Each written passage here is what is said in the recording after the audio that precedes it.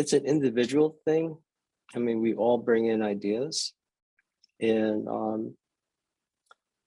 so for me, it's bringing in my work environment. I have like my laptop, my I use key-based software, and I have it connected to like my RME interfaces and radio amp switches and stuff. So like I'm in line with studio, but I feel like I'm very much at home with my home working setup. And then I have all my ideas archived and stuff for quick reference.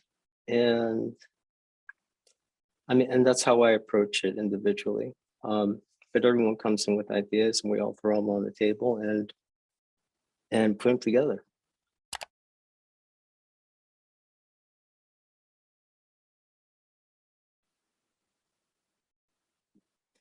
I think it's very important to always counter a negative thought or something negative with something positive happening.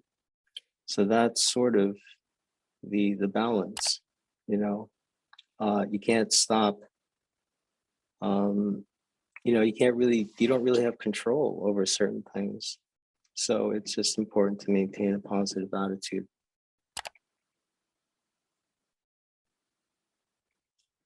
What do I see? Even on top of the world, I think it's more of like describing the spirit, the sense of being alive. There's just a challenge with associated with mountain climbing, especially where you're on the edge of life and death, and you're taking on huge risks, and and it's not something to be taken lightly. It's a very sort of intense song written with those sort of parameters of thought, as far as the discipline and the challenge and everything that goes into putting yourselves in difficult situations like mountain climbing and or whatever stunt someone is trying to pull off.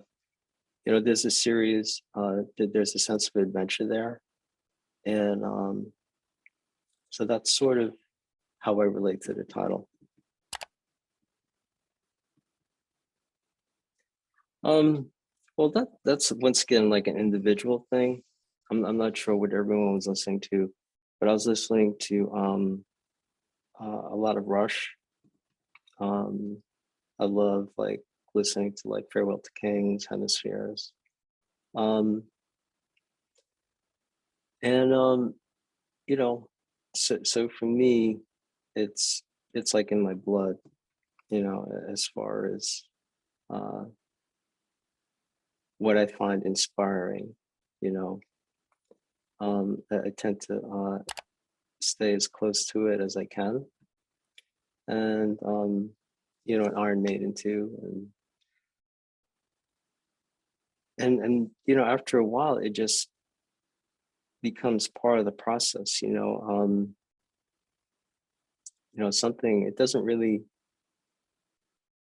come, it's weird. Sometimes you get an idea and you don't really know where it comes from, but it's definitely, I find it helpful to kind of stay close to albums that I really love.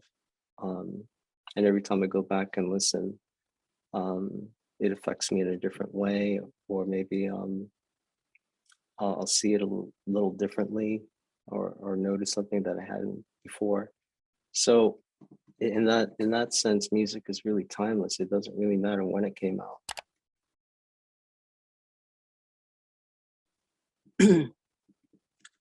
Well, the process can change depending on which song you're talking about. The epic on the album, A View from the Top of the World, is typical Dream Theater, what I love about being in band, um, we find ways to incorporate um, elements, ideas, and we all work on things, um, with the real team spirit, where, if something isn't working for someone, we'll stay with it until that person is happy, and then we move on. So it's a time consuming process, but you can't really rush it. You have to allow things to kind of move around. You have to allow time for experimentation. Um, and it's just a real creative brainstorming session. Um, and it's the only way to describe it is you just start with the seed, and then it sort of instinctively creates a response. You're sort of like answering to what's being presented, and you're relating to it with notes, with beats, and you don't really know when it's going to be over. So we don't put a time limit over it. It's done when it's done. That's a good question. I think it's I guess it's just the nature of the song, the nature of the riffs within the song.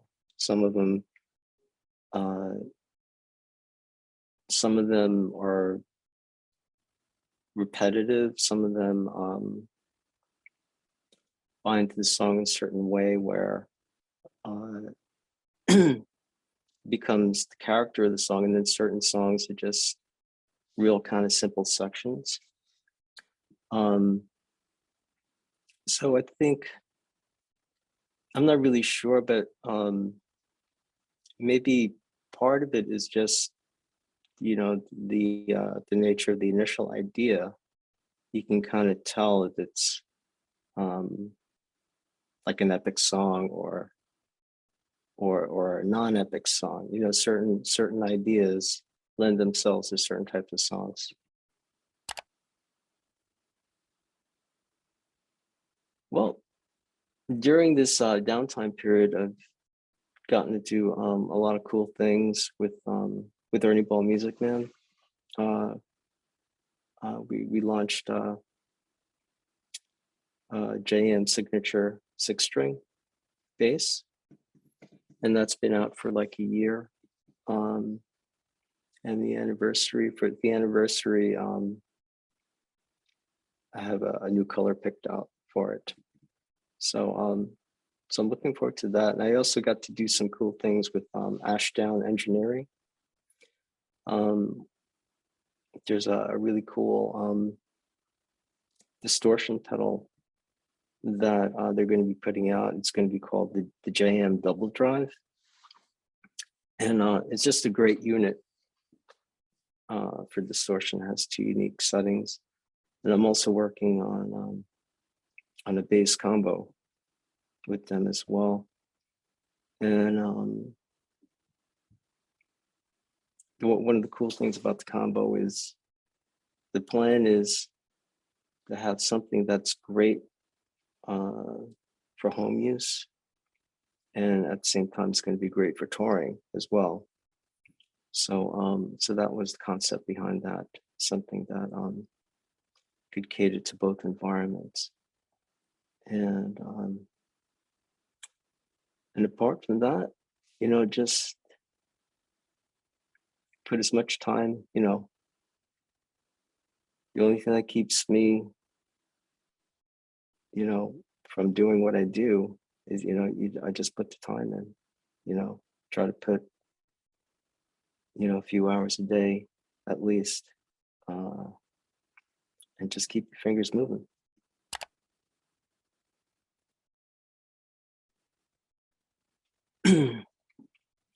Well, a bass is kind of like a guitar, except the strings are a lot heavier, and it lends itself towards really anything.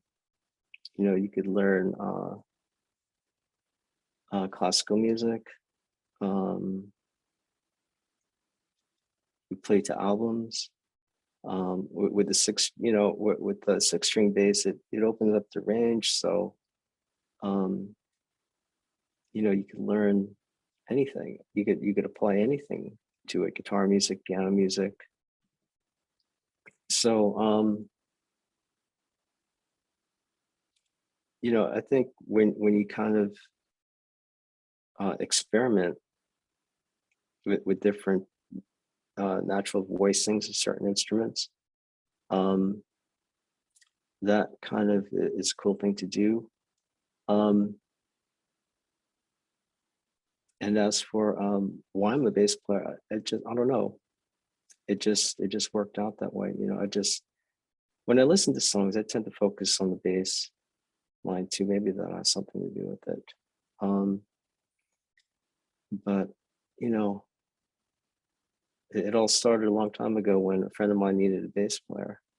And up to then, prior to that point, I had only played violin. But he said, "Yeah, it has 4 strings, like a violin. You'll pick it up no problem." So, I got a bass and I started playing, and it became what I do today. And I love it. Oh well, thanks for tuning in. Thanks for having me on this broadcast. And the new Dream Theater album is out titled "The View from the Top of the World." Um, we're really excited about it. We love the album, and we hope you feel the same way.